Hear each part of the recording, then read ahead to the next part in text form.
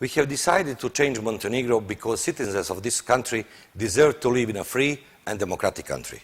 Montenegro is the only European country where power has never changed by democratic means and methods through democratic change. Here, we have not seen the change of power since 1945. The only difference is that the ruling party changed the name, and from former communist one, now they are masked and concealed behind democratic name and adequate rhetoric. The ruling method, intimidation of citizens, and overall style of government remains similar to the one dominant in the 1950s. Djukanovic's institutions are not doing their job. Their basic purpose is to organize and realize electoral theft under his guidance. In between two electoral cycles, those institutions are selectively and extractively enforcing the laws, thus concealing high corruption of the regime boss and of his accomplices, turning a blind eye to enormous robberies realized by Djukanovic's crime partners. Montenegro is for a long time now in a state of certain dual power. The country is managed together by Djukanovic's political and administrative structures on the one hand, and by crime structures close to Djukanovic on the other. This equal partnership is built on the so-called electoral victories, which those two groups are realizing together, and most frequently even celebrating together. These equal partners in electoral thefts after the elections become equal shareholders in ripping off state resources, a process ongoing intensively for decades now.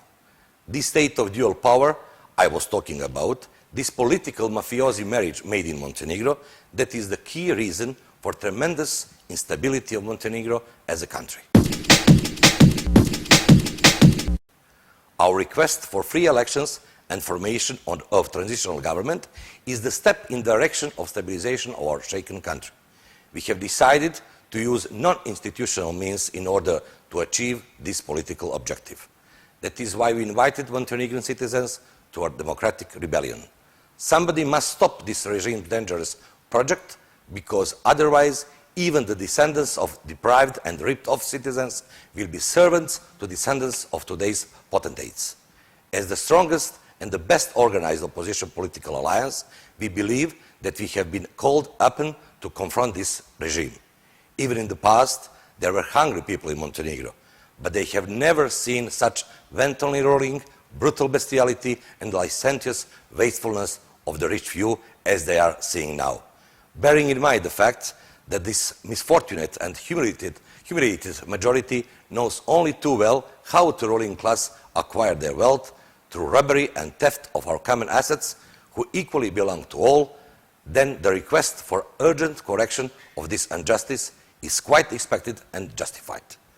Democratic Front has called upon the citizens to peaceful protests that are supposed to start on September 27 in Podgorica, and they will last until our request to form a transitional government that will organize the first free democratic elections in Montenegro is met. I'm also calling upon all those who cannot be with us, but still want in a certain way to take part in changing Montenegro, to help us, as there are ways to do it.